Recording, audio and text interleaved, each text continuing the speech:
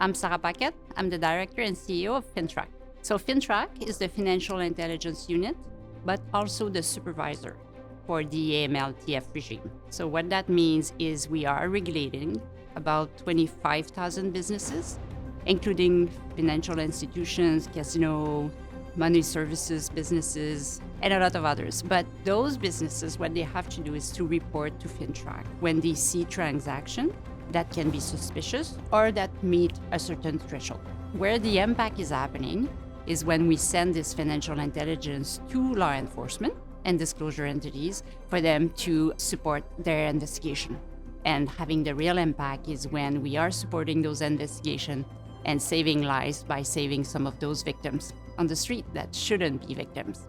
Most Canadians don't know we have a human trafficking problem, but it's not really something people are aware of. But it's happening. It's happening in all major cities. It's happening in small cities. Most of them are women. Too many of them are minors. And it's a real problem. It's difficult not to be passionate to fight human trafficking. And with the financial intelligence that we produce at FINTRAC, we can help it. We can help the fight. And because we can help, we have to help. It's the right thing to do. And when we are helping law enforcement to identify those criminals, to save those victims, this is where our work is the most rewarding. And we just want to do more. It's all about the victims. And often people will think about money laundering as white-collar crimes, but it's all about the victims. It's about greed and it's about profit. For human trafficking, then you have a person who you can use and reuse for your crime and generate profit. With drug, you will sell it once. The person, unfortunately, you'll sell it over and over and over, and that's why it's making it a financial crime. You make profit out of those crimes, then what do you do with the money? You want to hide it. And then by hiding it through laundering it, this is what's making human trafficking financial crime. I would like to see the financial intelligence to speak for victim in courts. So it's not only to stop those crimes and to save the victims, but also avoid for them to be victimized again through the court system. We had the opportunity to meet Timea Negi. So she's a survivor. She was generous enough with her time to explain to us the crime, the steps, the typology.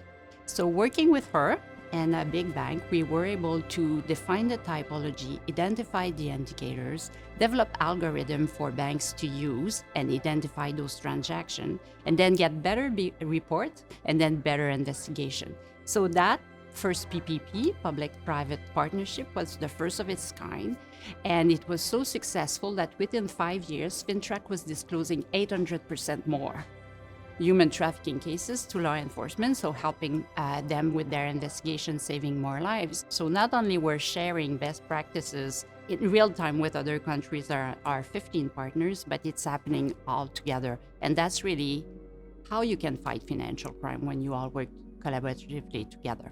With the evolution of technology, we can really leverage it to get more information faster.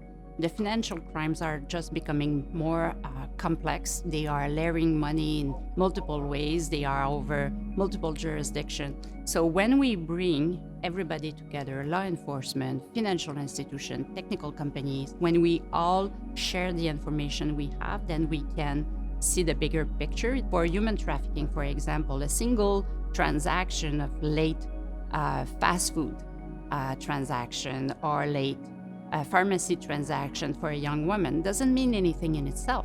But when you bring 40, 60 indicators together and you identify 2 or 3 or 4, you say, oh, maybe I'm on to something. And this is when the reporting occur, and better reporting mean better disclosure to law enforcement, and better disclosure mean better investigation. So that's really how it all come together, and it's necessary because those criminals are using and leveraging technology. They are getting more and more organized, so we have to do the same to be able to fight them. So it's only with the use of technology that we will actually be able to follow the money and then to report back to law enforcement for them to be able to action.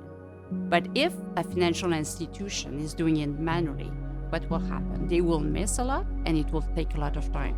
But if everybody is leveraging technology such AI and machine learning, then you're really getting more efficient and faster at identifying those transactions and actually identifying the right one, because you don't want all the transactions. You want the ones that are suspicious for FINTRAC to be able to look at it as a priority and then disclose to law enforcement for them to start their investigation. So I think leveraging AI and machine learning is absolutely necessary to fight financial crime. I think it starts with real partnership and collaboration, because we need to bring AML, TF real time. Real time means the transaction is occurring, it's picked up by technology, it's sent to FINTRAC, we analyze it right away, and if it needs to be disclosed, it's sent to law enforcement the same day. I think that's what we should be aiming for. So at FINTRAC, we want to be able to act in real time. We want our reporting entities to be able to act in real time, and we want a real feedback mechanism for all of us to be able to do better. And that's when we will really be able to support law enforcement to have an impact in our community. And when our community is safer, then our financial system is stronger.